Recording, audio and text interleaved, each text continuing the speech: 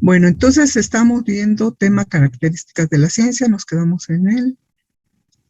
Seguimos con el cuarto. El cuarto nos dice que si existe una relación entre la ciencia, la política y la ideología. ¿Alguien quiere participar y darnos su opinión?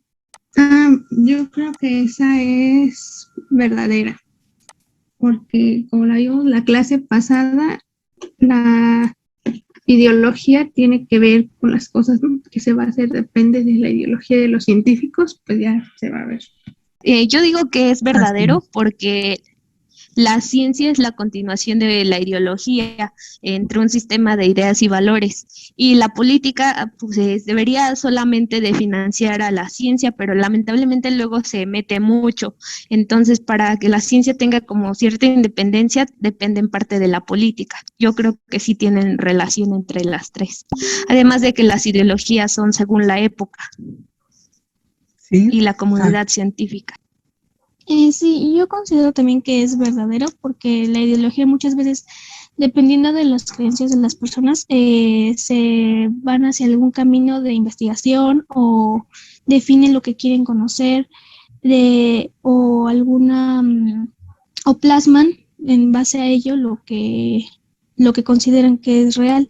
De la política igual, siento que muchas veces, como el año pasado, veíamos que también existían leyes que se relacionaban en base a ciertas investigaciones en donde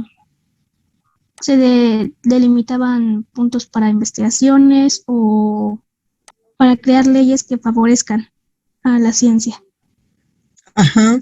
Bueno, y se supone que los políticos que están en el poder y que reciben el presupuesto y que reparten el presupuesto para las diferentes necesidades de la comunidad a la que debe servir, ¿verdad? O sea, los políticos están para ayudar a los demás, para servirlos, no están para que se sirvan con la cuchara grande, ¿verdad? Están para servir.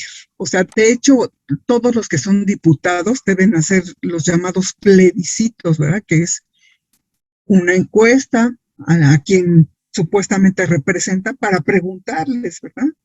A ustedes qué es lo que les hace falta, a ustedes qué quisieran que se hablara, qué ley quisieran que se modificara, etcétera. Se tiene que consultar a los que están gobernando para que se puedan hacer cambios. Entonces, se supone que eso deben hacer los políticos, el grupo que está dirigiendo al país.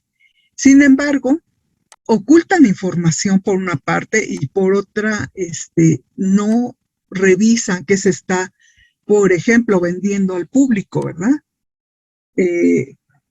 ¿Cuántos dulces tienen conservadores que no son adecuados para la salud humana? Colorantes que pueden ser cancerígenos, colorantes artificiales que pueden ser cancerígenos. ¿Cuántas embutidos que tienen sustancias mutagénicas como conservadores venden sin siquiera poner la leyenda, ¿verdad? De que estos productos pueden ser nocivos para la salud. Y bueno, yo el ejemplo que más les digo, porque es un alimento muy común y que tiene una sustancia que es cancerígena. La sustancia cancerígena es la carragenina, que le da espesor a los productos Nestlé. Entonces, la lechera, la Clavel, el Coffee Mate, los helados Nestlé, que son muy baratos, ¿verdad? Cuestan a veces creo que hasta 20 pesos un litro de helado, o sea, están muy baratos los helados Nestlé, pero que pueden causarnos daño si tomamos demasiada cantidad de los productos. Entonces, el gobierno ni siquiera le pone una leyenda, ¿verdad? Este producto contiene esta sustancia que puede ser cancerígena, contiene este conservador que puede ser mutagénico. No lo dice. Uh-huh. Incluso la gasolina antes tenía demasiado plomo, había plomo en el ambiente en todas partes y teníamos plomo en la sangre en los años 80. ¿Sí? ¿Y por qué había plomo en la sangre? Porque dado que hay muchas explosiones internas en el motor por la gasolina, Se le puso un antidetonante para evitar estas explosiones, y el antidetonante era tetraetilo de plomo. Entonces, ¿cómo se supo que había plomo en el aire, en el ambiente? Pues porque un investigador, Patterson, que él no quería saber si había plomo en el ambiente, él quería determinar la edad de la Tierra. Y bueno, vio que a través de un método indirecto podría saber la edad de la Tierra, ¿verdad? Un meteorito que cayó en nuestro planeta analizó ciertos cristales, ¿verdad? Analizó también el plomo que tenía ese meteorito, porque el plomo es muy estable, es una sustancia muy estable que no se descompone con nada. Entonces, nunca pudo determinar cuánto era la cantidad de plomo que había, porque variaba. Cada vez que él hacía la cuenta, variaba porque había plomo en el ambiente que modificaba su resultado. Entonces se puso a limpiar todo el cuarto y dijo, bueno, voy a ver si ahora sí me salió. Pues sí, lo logró hasta que tuvo un cuarto totalmente estéril. Ya sabía la edad de la Tierra, pero ahora el problema era, ¿por qué hay tanto plomo en el ambiente? Pues viene de las gasolinas. Y entonces la industria de las gasolinas, pues primero fue a golpearlo, ¿verdad? Para que no dijera que había plomo en el ambiente. Y después contrataron a otro científico para que dijera lo contrario, para que dijera que no hay plomo en el ambiente ni en la sangre, que es algo natural que haya plomo en el ambiente. Entonces, en la serie Cosmos hay un capítulo, ¿verdad?, que habla de este Patterson, y que está bonito el capítulo, ¿no? Porque él da un conocimiento a la humanidad, y en lugar de que se celebre esto, no, al contrario, se meten muchos más problemas, por decir la verdad, y porque no convenía a los que venden gasolina, y pues ni al gobierno, porque el gobierno recibe impuestos de los que venden gasolina, y no les conviene, ¿verdad?, poner orden en algunas ocasiones. Entonces, sí, nosotros quisiéramos que no tuviera que ver nada la ciencia con la política y la forma de pensar de algunos científicos, de algunas personas, pero pues sí tiene que ver. Uh-huh. Bueno, y la siguiente que dice, ¿la ciencia es clasista? ¿Qué opinan de esta? Pues que sí, la ciencia sí es clasista, ya que no cualquier persona tiene los instrumentos necesarios, y tal vez antes no había la educación, por decir, bueno, como en las mujeres que no tenían el derecho para tener esa educación, entonces yo creo que sí. Yo también creo que es clasista, ya que a veces se le da más validez o importancia a ciertas personas solo por venir de alguna escuela en específico, o incluso algunas páginas web tienen más credibilidad simplemente por, no sé, la historia que tengan, y una página nueva que vaya empezando no se le tiene como tan importante. Yo pienso que la ciencia sí es clasista porque pues los seres humanos lo han sido y lo siguen siendo aún en la actualidad. O sea, nada más tenemos que mirar un poco en la historia para darnos cuenta de que ya existían las clases sociales, ¿no? Y esto va muy relacionado sobre todo con el poder, porque los que tienen el poder siempre van a tener a su disposición la ciencia. Va a estar ahí y ya. Yo creo que sí es clasista porque se les imponen, ¿cómo se llama? Que son incompetentes personas con menos calidad de vida, y les ponen un criterio moral más bajo que los que tienen más dinero. Aparte, las posibilidades de poder estudiar son un poco más altas de los que tienen mayor riqueza que los que tienen menor. Yo pienso que sí es clasista porque, pues, hablábamos en la clase pasada de la ideología de que algunos científicos, por ejemplo, tienden a creer más teorías de científicos que ya tienen algún tipo de pues, otras teorías más conocidas que a científicos nuevos. Y a veces esto también suele ser comparado un científico, por ejemplo, de un país más avanzado como el Reino Unido, que un científico de América Latina, por ejemplo.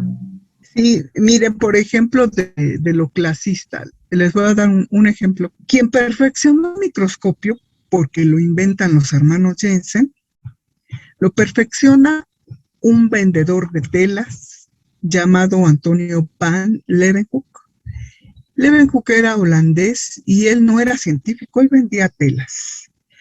Entonces aprendió a pulir lentes y dijo, yo quiero hacer un cuentahilos perfecto. El cuentahilos permitía ver cuántos hilos tiene la tela, qué tan fina era la tela, y era una especie de lupa.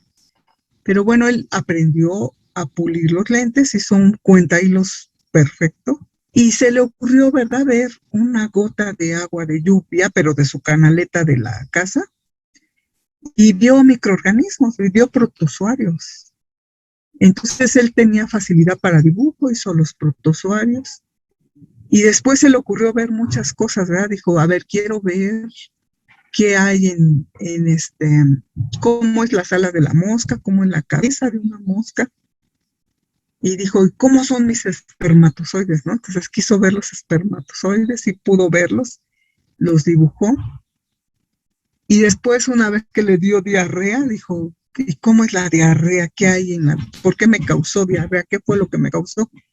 Y dibujó el parásito que está en nuestro intestino, que nos causa la diarrea, que es la Giardia lamblia. Sí, entonces, él no era científico, pero tenía un amigo científico, Robert Hooke, ¿verdad? Y entonces, Robert Hooke sí pertenecía a la Real Sociedad Científica de Inglaterra. Y entonces le enseñó sus dibujos y Robert Hooke le enseñó a la Real Sociedad los dibujos tan maravillosos que hizo Leeuwenhoek y que estaban en las muestras que él veía a través de su microscopio compuesto, porque puso 2 lentes, ¿verdad? Entonces quisieron pedirle cómo hizo sus lentes, pero nunca reveló el secreto. Pero sí, entonces él aportó un aparato que ha permitido el avance científico, sin ser científico, pero en ese tiempo, ¿verdad?, no lo aceptaron en la sociedad porque era un vendedor de tela simplemente, aunque aportó algo muy importante al conocimiento científico. Entonces sí es muy clasista la ciencia, ¿verdad? No cualquiera le permite estar en su círculo. Y también, por ejemplo, no hablaron del género, ¿verdad? Pero también cuando las mujeres aportan algo a la ciencia, a veces no se les toma en cuenta. Y el ejemplo que les doy es el de Rosalind Franklin, que ella se dedicaba a tomar fotografías de difracción de rayos X y su director de tesis le pidió que tomara una del ADN y fue perfecta su fotografía, pero su asesor de tesis, sin consultarla, se la dio a Watson y Crick. Y Watson y Crick obtuvieron el premio Nobel por deducir la estructura del ADN. Y Rosalind Franklin murió antes de que esto ocurriera, de que les dieran el premio Nobel, pero a ella nunca se le consideró, ¿verdad?, como parte de este descubrimiento. Su foto fue muy importante, pero bueno, era estudiante, era mujer, ¿sí? Y ni siquiera se le pidió la foto, ¿verdad?, prestada, o decirle, tu foto la voy a dar a Watson Crick para que le sirva para la deducción de la estructura del ADN, ¿sí? Entonces, no quisiéramos que la ciencia fuera clasista, pero sí es, ¿verdad? Bueno, la ciencia solo reproduce fenómenos naturales, es nuestro siguiente enunciado. ¿Alguien quiere opinar con respecto a si la ciencia solo reproduce fenómenos naturales? Yo creo que eso es pues falso, porque nos podemos dar cuenta en el simple hecho de la experimentación no se generan como tal fenómenos naturales, sino es algo que está manipulado por el hombre. Sí, es que yo creo que en lugar de reproducir fenómenos naturales, más bien los estudia. Bueno, yo creo que es falso porque la ciencia igual reproduce, bueno, aparte de los fenómenos naturales, reproduce fenómenos creados por el mismo hombre. O sea, cuando va haciendo mezclas, cuando va haciendo nuevos hallazgos, igual los puede reproducir, no solo fenómenos naturales. Sí, pues creo que ya como lo dijeron mis compañeros, yo creo que es falso porque o sea, no los reproduce, sino que los estudia y aparte, y ya o sea, los estudia, los ve, los va a estudiar y ya si es necesario, los reproduce para estudiarlos o saber el por qué. Yo creo que es falso. Tenemos dos tipos de ciencias. Las formales, sus conceptos surgen del razonamiento del ser humano. Sin embargo, existen las ciencias fácticas de facto, de hecho. Se basa en hechos reales y los conceptos surgen de la observación de hechos reales.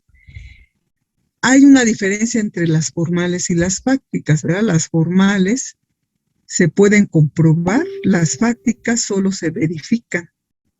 Los conceptos cambian con el tiempo. Perdón, las formales no cambian y las fácticas sí cambian. ¿Por qué cambian los hechos con las ciencias fácticas? Porque se descubren nuevos aparatos para observar, ¿sí? Nuevos conceptos surgen y entonces ya mi definición primera ya no es la correcta. Átomo quiere decir sin división. Átomo quería decir la partícula más pequeña de la materia. Pero después se descubren nuevas formas de observar y dicen, pues no, el átomo no es la partícula más pequeña de la materia porque hay partículas subatómicas como protones, neutrones, electrones y actualmente han descubierto más partículas todavía más pequeñas. Entonces, las ciencias fácticas, sus conceptos pueden cambiar conforme se descubren nuevos hechos, pero las formales no cambian. El teorema de Pitágoras sigue siendo el mismo. Porque ejemplos de ciencias formales es la lógica y las matemáticas, el ejemplo de las fácticas es la biología, la física, la química. Entonces, podemos decir que estas se comprueban y no cambian, y estas no se pueden comprobar y pueden cambiar conforme se descubren nuevos acontecimientos. Se verifican solo cierto tiempo, luego pueden cambiar. En este tipo de ciencias fácticas se trata de reproducir un fenómeno para que podamos estudiarlo. Pero dentro de las ciencias formales también tendríamos ciencias sociales, ¿verdad? O también más bien serían fácticas, pero son ciencias sociales. Y las sociales no las podemos reproducir. No se puede reproducir una guerra para estudiarla. En las ciencias fácticas sí se pueden reproducir algunos hechos bajo condiciones controladas, porque solo podemos controlar una variable a la vez. Y hay muchas variables que ocurren al mismo tiempo en la naturaleza y en la realidad. Entonces, nuestro enunciado sería falso, ¿verdad? No solo se dedica la ciencia a reproducir fenómenos para estudiarlos. De hecho, hay ciencias en las que no se puede reproducir fenómenos. Bueno, vamos a ver ya nuestro último enunciado que dice, la ciencia es un conjunto sistematizado de conocimientos que conduce a la verdad. ¿Será cierto o no? Yo creo que es falso porque a veces esos conocimientos no te llevan a la verdad, te llevan cerca, pero no en sí a la verdad. Entonces tienen que hacer más investigaciones para llegar a la verdad, contando el que ya se había hecho antes. Sobre todo en las ciencias prácticas, ¿verdad? No tenemos una verdad absoluta. No hay verdades absolutas, cambian conforme se descubren nuevos acontecimientos. Y entonces cuando nos pasan un comercial y nos ponen, esto fue avalado por un científico, esto comprobado científicamente, pues no del todo es verdad. De hecho, están utilizando esos elementos a veces para mentirnos, ¿no? Bueno, nuestro último enunciado es que entiendes por observación, pero lo vamos a ligar con nuestro siguiente tema, que es los elementos que intervienen en la construcción del conocimiento. Hay elementos internos y elementos externos que nos ayudan a construir nuevos conocimientos. De hecho, esta va a ser la tarea, ¿verdad?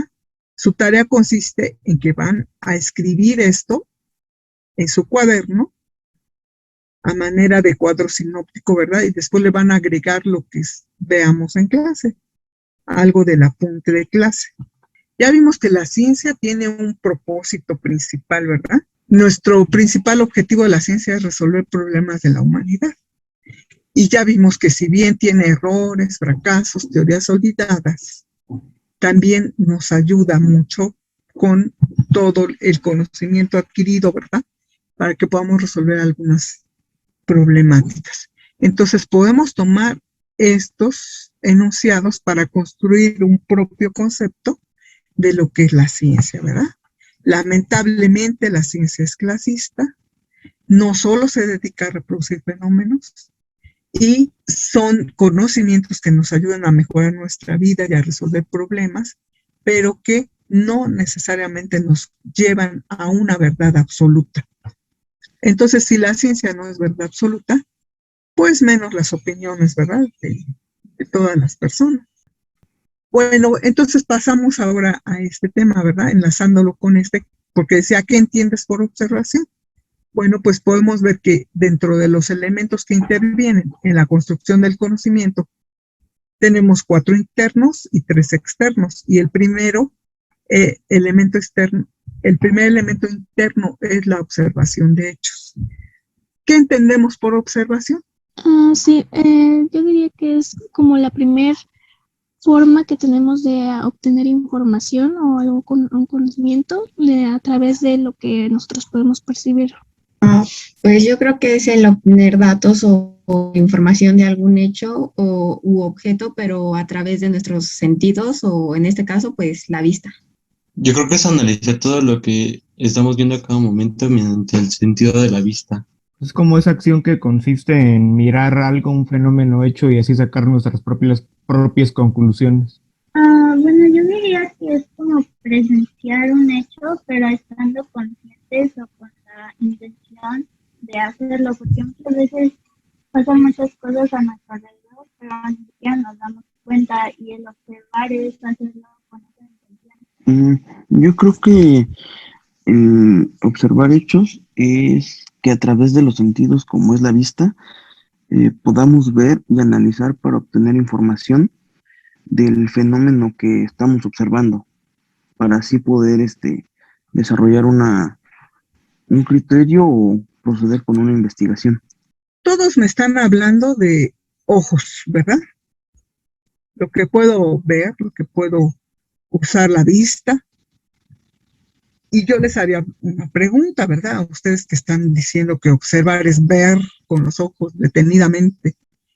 ¿Ustedes pueden ver el aroma de un perfume? Se echan el aroma y dicen, ay, lo veo como es, no, ¿verdad? ¿O pueden ustedes ver la música? No, ¿verdad? No pueden ver la música, pero la podemos percibir con el oído. Podemos percibir el aroma de un perfume con nuestra nariz, aunque estemos volteados. Ajá. O paso por un lugar y digo, aquí huele a tacos, ¿dónde están los tacos? Y volteo a ver, ¿verdad? Pero ¿quién me ayudó a percibir y detectar que ahí vendían tacos? El olfato, ¿verdad? Si yo veo que hay agua, no sé si está caliente o fría hasta que la toque, ¿sí? Entonces, si ustedes se dan cuenta, todos nuestros sentidos nos ayudan a obtener información de lo que nos rodea. Eso es la observación, obtener información de lo que me rodea. ¿Y cómo obtengo esa información de lo que me rodea? A través de mis 5 sentidos, de todos mis sentidos. A lo mejor yo puedo ver una comida artificial, ¿verdad? Que sería muy real, pero es para ponerla en un muestreario, ¿verdad? A lo mejor no quieren poner la comida real porque llegan las moscas y se paran y la echan a perder. Y entonces te ponen una réplica de una comida real que se parece mucho y tú vas a decir, ay, se me antoja, pero cuando te la comas vas a ver que es de plástico, ¿sí? Cuando la toques vas a ver que está muy dura y muy fría. Entonces, nuestros sentidos nos permiten obtener información de algún fenómeno o de cosas que nos rodean. Y esa obtención de información a través de nuestros sentidos, eso es la observación. Y que siempre lo hemos relacionado solo con el sentido de la vista. Pero no, ¿verdad? También podemos relacionarlo con todos nuestros sentidos. Todos nuestros sentidos nos permiten obtener información. ¿Qué es la observación? Es obtener información de lo que me rodea a través de todos mis sentidos. Y pueden poner los ejemplos para que no se confundan, ¿verdad? No puedo ver el aroma de un perfume, pero puedo percibirlo con el olfato. No puedo ver la música, pero la puedo percibir con mi oído. Si yo escucho una explosión, estoy obteniendo información de lo que me rodea, pero tengo que ir a ver qué está pasando, ¿verdad? ¿Por qué hubo la explosión? La observación de hechos depende de tres cosas. La primera es la persona que hace la observación, porque cada persona obtendrá la información que le interesa. Si en un bosque va un niño, un anciano, un arquitecto, un biólogo, cada uno tendrá diferentes intereses. El niño quiere jugar en el bosque, correr, el anciano quiere descansar, el arquitecto quiere buscar el lugar ideal para construir una casa y el biólogo va a ver la diversidad de árboles, la diversidad de aves, la diversidad de insectos, todo lo que sea de su interés. Entonces, ese es el primer factor del cual depende la observación. El segundo es el instrumento que se utiliza para observar. No es lo mismo que veamos la luna a simple vista a que la veamos con un telescopio. No es lo mismo ver una gotita de agua de florero a simple vista que verla en un microscopio. En el microscopio vamos a ver muchos detalles, vamos a ver que hay protozoarios que se mueven, ¿verdad? Que son organismos de una sola célula, vamos a ver detalles que a simple vista no vemos. Entonces los aparatos, el instrumento para observar, nos ayuda a tener más información. En cuanto a mi vista, ¿verdad? La puede mejorar un telescopio, un microscopio, pero también en cuanto a lo que siento, ¿verdad? Puede ser un temblor y yo decir, pues para mí no fue fuerte, y otras personas dirán, ay, fue fuertísimo el temblor, me dio mucho susto. ¿Qué aparato nos daría una medida exacta de la magnitud del temblor? Pues un sismógrafo. Y si yo veo el agua y la toco y puedo decir, está fría, o alguien puede decir, está tibia, ¿qué aparato me daría la medida exacta? Pues el termómetro, ¿verdad? Me diría, bueno, está el agua a 45 grados centígrados. A alguien le puede parecer que está fría y a alguien le puede parecer que está tibia o caliente. Depende de cada persona, ¿verdad? Entonces, para hacer una observación depende de la persona que la hace y el instrumento que utiliza. Pero también hay otra cosa que puede modificar nuestra observación y es encontrarme directamente en el lugar o encontrarme lejos del lugar. No es lo mismo que yo vea un incendio, que yo esté en el lugar del incendio, a que lo vea por televisión. No es lo mismo estar en la selva y sentir el calor, la humedad, escuchar los sonidos de los insectos, de las aves. No es lo mismo estar directo en la selva, a estar viendo un video de la ciencia. A lo mejor el video de la ciencia, dependiendo mi aparato, mi monitor, ni siquiera voy a ver los colores reales de las plantas, voy a ver un color distorsionado, ¿sí? Esos son los tres factores de los cuales depende la observación. Y entonces, ahí vienen esos ejemplos, ¿verdad? De la observación, cómo depende de la persona, depende del instrumento y depende de si me encuentro de manera directa o indirecta. Estos son los 4 elementos internos que tienen que ver directamente con la construcción de un nuevo conocimiento en la ciencia. Bueno, pues si yo quiero desarrollar nuevos conceptos, debo de tener presente el tener conocimientos previos, una base de conocimientos previos. De lo contrario, será muy difícil que yo pueda aumentar un concepto más a la ciencia o pueda yo resolver un problema en la ciencia. A ver, vamos a dar un ejemplo de por qué tengo que tener una base de conocimientos previos. Si les pregunto, ¿qué es la fecundación? ¿Alguien puede decirme? Es cuando el óvulo entra en el espermatozoide entra en el óvulo, perdón. Entra o se unen óvulo y esperma. Sí. Pero si alguien no sabe qué es un óvulo y un esperma, preguntaría, ¿qué es un óvulo y qué es un esperma? ¿Quién puede decirnos? ¿Qué es? Son células, ¿verdad? células especializadas para la reproducción. Y si yo no sé qué es célula, pues preguntaría, ¿qué es una célula? ¿Alguien puede decirnos qué es célula? Pues las células se supone que sería una de las partículas por las que están conformados los cuerpos, conjunto de partículas por las que están conformados los cuerpos. Es la unidad que forma a los seres vivos, ¿verdad? Ajá. Unidad Tiene núcleo, anatómica y funcional de todo ser vivo. Y entonces todos los seres vivos estamos formados de células. Ajá. Pero tenemos dentro de nuestro organismo también células especializadas, como son los gametos. Bueno, entonces, para que yo aporte un nuevo conocimiento a la ciencia, tengo que tener una base de conocimientos previos, ¿sí?